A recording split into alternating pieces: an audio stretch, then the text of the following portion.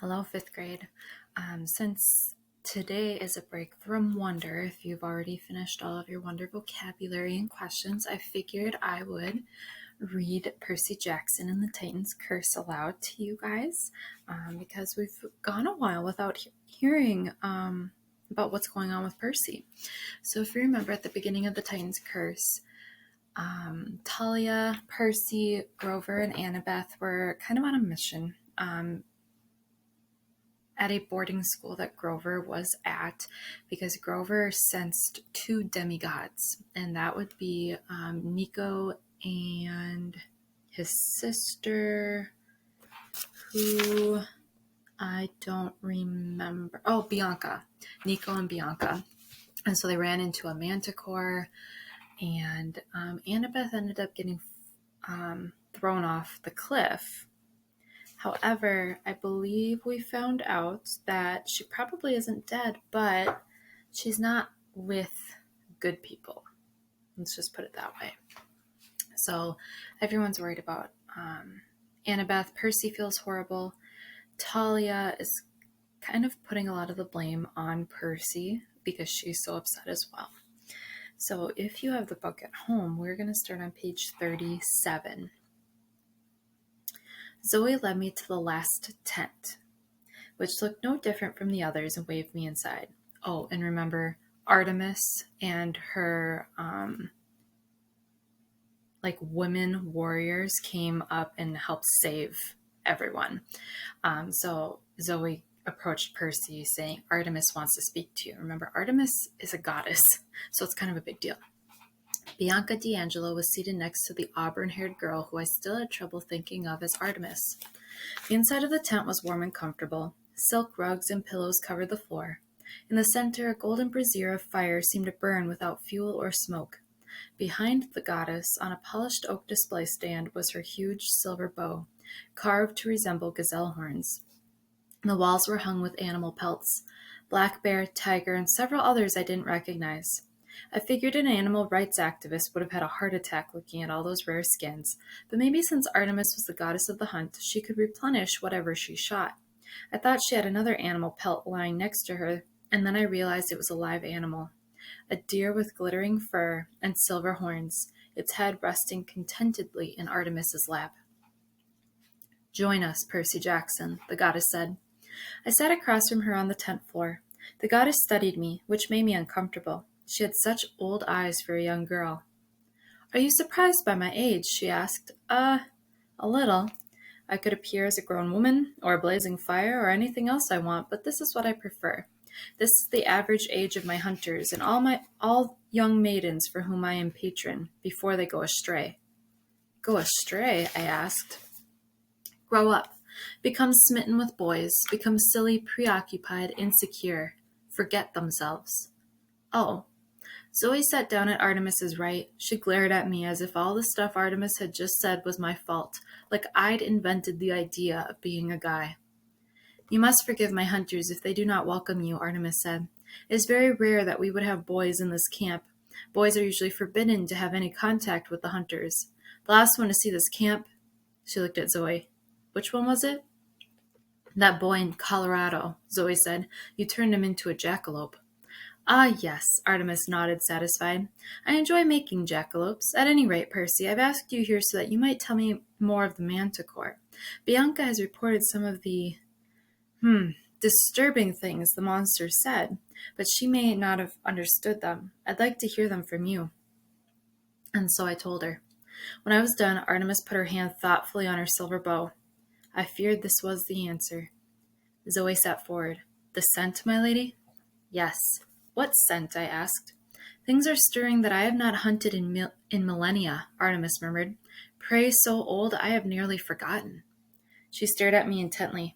We came here tonight sensing the manticore, but he was not the one I seek. Tell me again exactly what Dr. Thorne said. I hate middle school dances. No, after that. He said somebody called the general was going to explain things to me.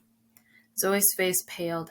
She turned to Artemis and started to say something, but Artemis raised her hand. Go on, Percy, the goddess said. Well, then Thorne was talking about the great stir pot. Stirring, Bianca corrected. Yeah, and he said, soon we shall have the most important monster of all, the one that shall bring about the downfall of Olympus. The goddess was so still she could have been a statue. Maybe he was lying, I said. Artemis shook her head. No, he was not. I've been too slow to see the signs. I must hunt this monster. Zoe looked like she was trying very hard not to be afraid, but she nodded. We will leave right away, my lady. No, Zoe. I must do this alone. But Artemis, this task is too dangerous even for the hunters. You know where I must start my search. You cannot go there with me. As you wish, my lady. I will find this creature, Artemis vowed, and I shall bring it back to Olympus by winter solstice. It will be all the proof I need to convince the council of the gods of how much danger we are in. You know what the monster is? I asked. Artemis gripped her bow. Let us pray I am wrong.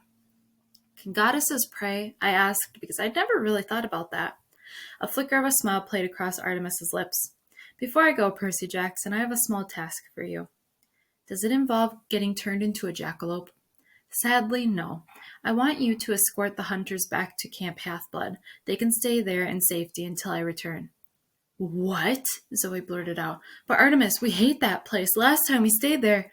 Yes, I know, Artemis said, but I'm sure Dionysus will not hold a grudge just because of a little, misunderstanding. It's your right to use Cabin 8 whenever you are in need. Besides, I hear they rebuilt the cabins you burned down.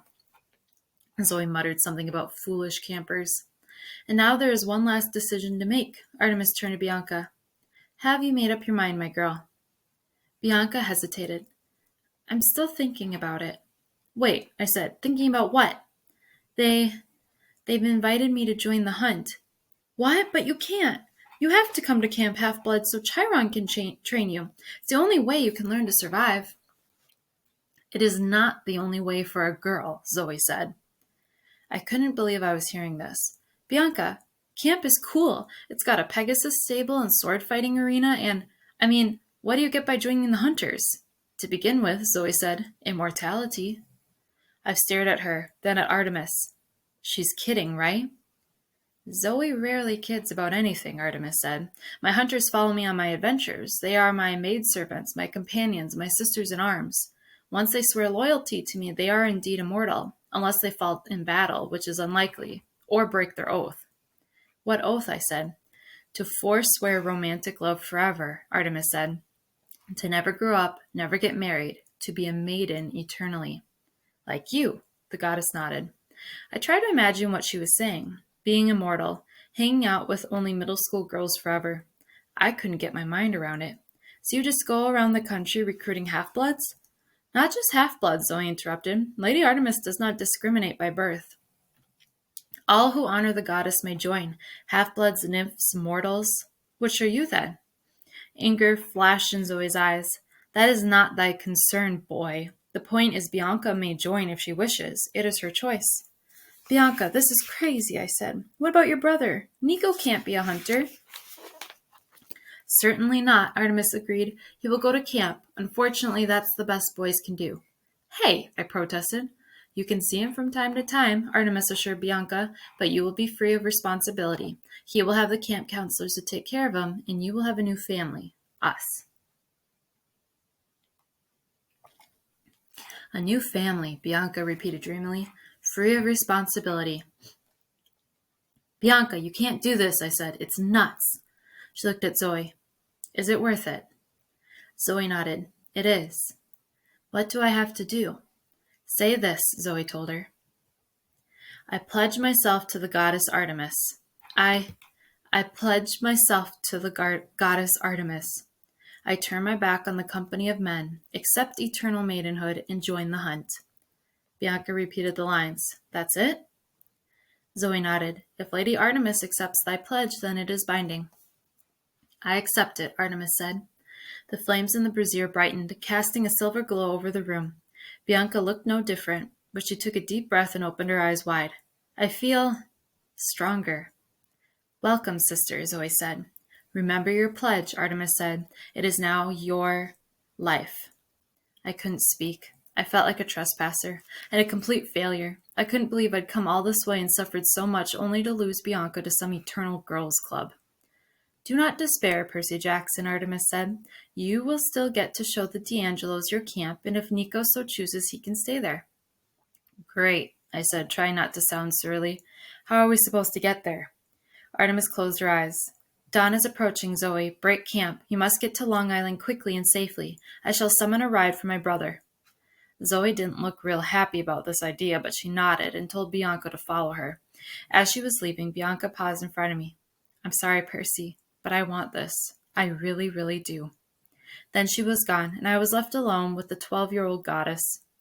So, I said glumly, we're going to get a ride from your brother, huh? Artemis's silver eyes gleamed. Yes, boy. You see, Bianca D'Angelo is not the only one with an annoying brother. It's time for you to meet my irresistible twin, Apollo.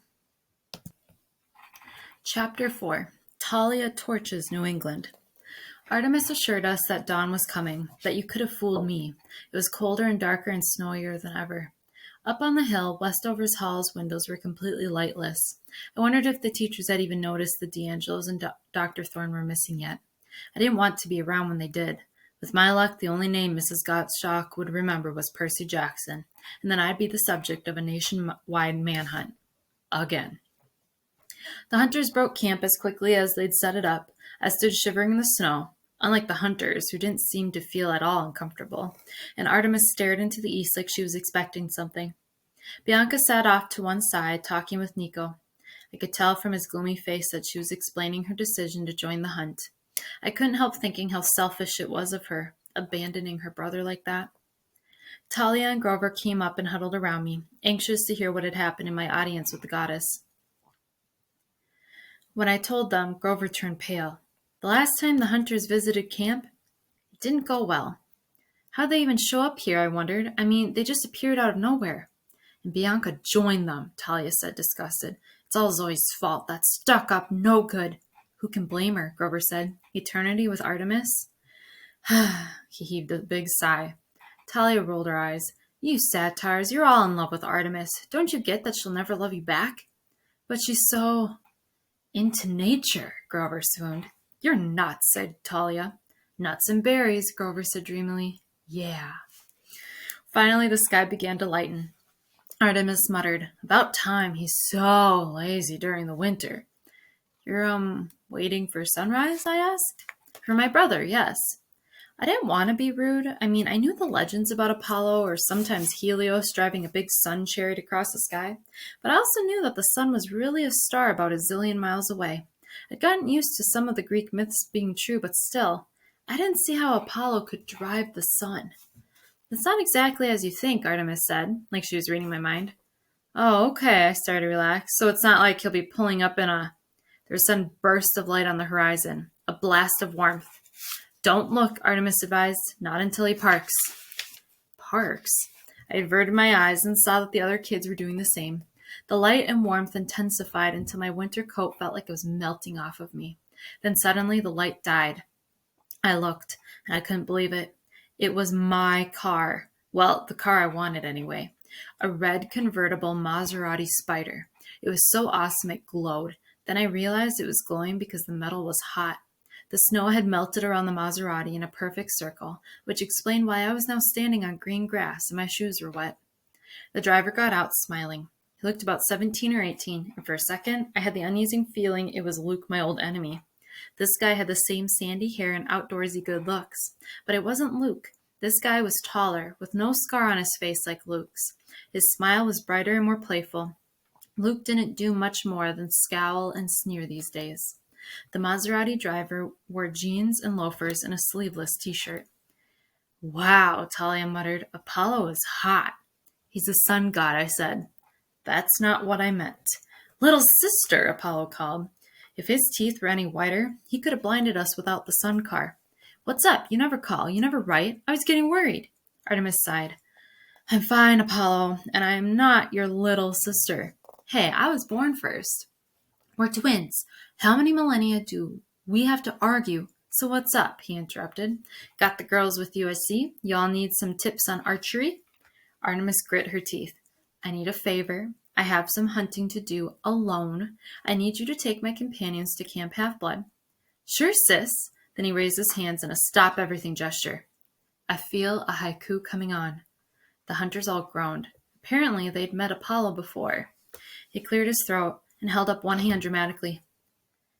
Green grass breaks through snow. Artemis pleads for my help. I am so cool. He grinned at us, waiting for applause. That last line was only 4 syllables, Artemis said. Apollo frowned. Was it? Yes. What about I am so big-headed? No, that's 6 syllables. He started muttering to himself. Zoe Nightshade turned to us. Lord Apollo has been going through his haiku phase ever since he visited Japan. 'Tis not as bad as the time he visited Limerick. If I'd had to hear one more poem that started with, There once was a goddess from Sparta. I've got it, Apollo announced. I am so awesome. That's 5 syllables. He bowed, looking very pleased with himself. And now, sis, transportation for the hunters, you say? Good timing. I was just about ready to roll. These demigods will also need a ride, Artemis said, pointing to us, some of Chiron's campers. No problem. Apollo checked us out. Let's see. Talia, right? I've heard all about you. Talia blushed. Hi, Lord Apollo. Zeus's girl, yes? Makes you my half-sister. Used to be a tree, didn't you? Glad you're back. I hate it when pretty girls turn into trees. Man, I remember one time. Brother, Artemis said, you should get going. Oh, right. Then he looked at me, and his eyes narrowed. Percy Jackson? Yeah, yes, sir. It seemed weird calling a teenager sir, but I had learned to be careful with immortals. They tended to get offended easily. Then they blew stuff up. Apollo studied me, but he didn't say anything, which I found a little creepy. Well, he said at last, we'd better load up, huh? Ride only goes one way, west, and if you miss it, you miss it. I looked at the Maserati, which would seat 2 people, max. There were about 20 of us. Cool car, Nico said. Thanks, kid, Apollo said. But how will we all fit? Oh, Apollo seemed to notice the problem for the first time. Well, yeah, I hate to change out of sports car mode, but I suppose. He took out his car keys and beeped the security alarm button. Chirp, chirp. For a moment, the car glowed brightly again.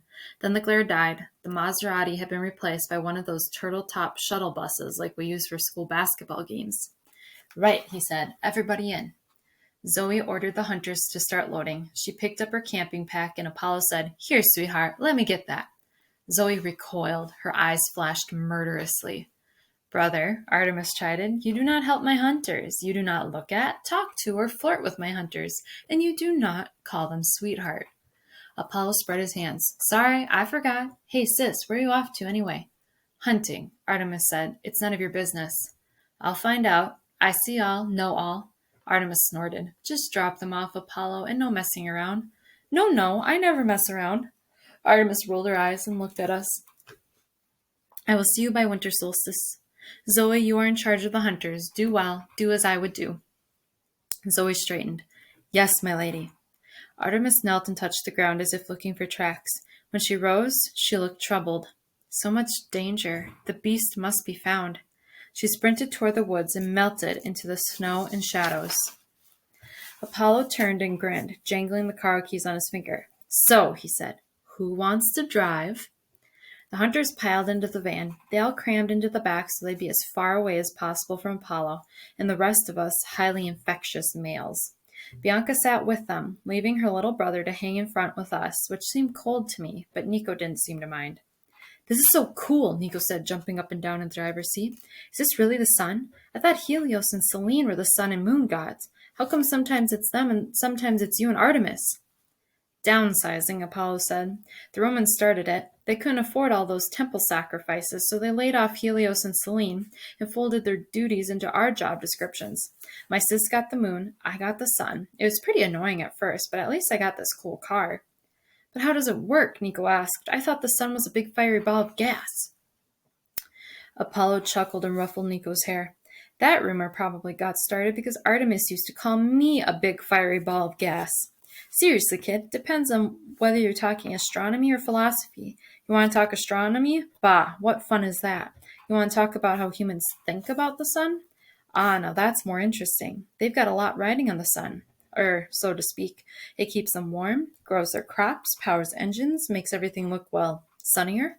This chariot is built out of human dreams about the sun, kid. It's as old as Western civilization. Every day it drives across the sky from east to west, lighting up all those puny little mortal lives.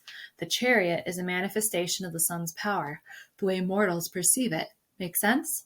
Nico shook his head. No. Well then, just think of it as a really powerful, really dangerous solar car. Can I drive? No, too young. Ooh, ooh, Grover raised his hand. No, Apollo said. Too furry. He looked past me and focused on Talia. Daughter of Zeus, he said, Lord of the sky. Perfect. Oh no, Talia shook her head. No thanks. Come on, Apollo said. How old are you? Talia hesitated. I don't know. It was sad but true. She'd been turned into a tree when she was 12, but that had been 7 years ago. So she should be 19 if you went by years, but she still felt like she was 12, and if you looked at her, she seemed somewhere in between. The best Chiron could figure she had kept aging while in tree form, but much more slowly. Apollo tapped his finger to his lips. You're 15, almost 16. How do you know that? Hey, I'm the god of prophecy. I know stuff. You'll turn 16 in about a week. That's my birthday, December 22nd. Which means you're old enough now to drive with a learner's permit. Talia shifted her feet nervously. I know what you're going to say, Apollo said. You don't deserve an honor like driving the sun chariot. That's not what I was going to say. Don't sweat it. Maine to Long Island is a really short trip, and don't worry about what happened to the last kid I trained. You're Zeus's daughter. He's not going to blast you out of the sky. Apollo laughed good-naturedly. The rest of us didn't join him. Talia tried to protest, but Apollo was absolutely not going to take no for an answer. He hit a button on the dashboard, and a sign popped up along the top of the windshield. I had to read it backward, which for a dyslexic really isn't that different than reading forward. I was pretty sure it said, Warning, student driver. Take it away, Apollo told Talia. You're going to be a natural. I'll admit I was jealous. I couldn't wait to start driving. A couple of times that fall, my mom had taken me out to Montauk when the beach road was empty, and she let me try out her Mazda. I mean, yeah, that was a Japanese compact, and this was the Sun Chariot, but how different could it be? Speed equals heat, Apollo advised, so start slowly, and make sure you've got good altitude before you really open her up. Talia gripped the wheel so tight her knuckles turned white. She looked like she was going to be sick. What's wrong? I asked her. Nothing, she said shakily. Nothing is wrong. She pulled back on the wheel. It tilted and the bus lurched upwards so fast I fell back and crashed against something soft. Ow, Grover said. Sorry. Slower, Apollo said. Sorry, Talia said. I've got it under control. I managed to get to my feet. Looking out the window, I saw a smoking ring of trees from the clearing where we'd taken off. Talia, I said, lighten up on the accelerator. I've got it, Percy, she said, gritting her teeth. But she kept it floored. Loosen up, I told her. I'm loose, Talia said.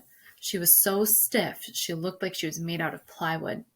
We need to veer south for Long Island, Apollo said. Hang a left.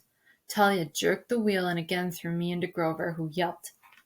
The other left, Apollo suggested. I made the mistake of looking out the window again. We were at airplane height now. So high the sky was starting to look black. Apollo said, and I got the feeling he was forcing himself to sound calm. A little lower, sweetheart. Cape Cod is freezing over.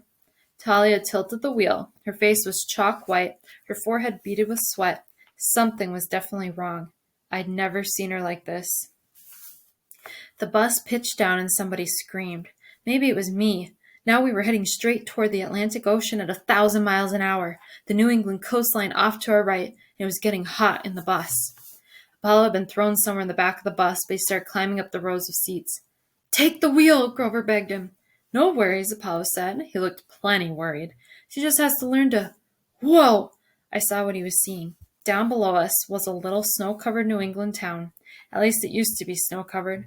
As I watched, the snow melted off the trees and the roofs and the lawns. The white steeple on a church turned brown and started to smolder.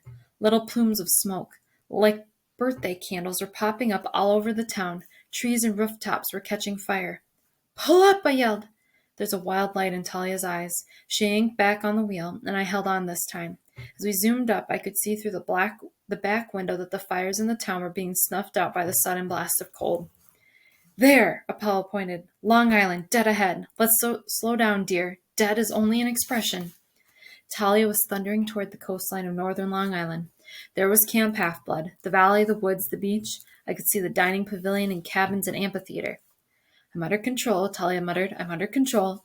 We were only a few hundred yards away now. Brake, Apollo said. I can do this. Brake! Talia slammed her foot on the brake, and the sun bus pitched forward at a 45-degree angle, slamming into the Camp Half-Blood canoe like with a huge floosh. Steam billowed up, sending several frightened naiads screaming out of the water with half-woven wicker baskets. The bus bobbed to the surface, along with a couple of capsized, half-melted canoes. Well, said Apollo with a brave smile, you were right, my dear. You had everything under control. Let's go see if we boiled anyone important, shall we? And that's where we're going to stop, 5th grade.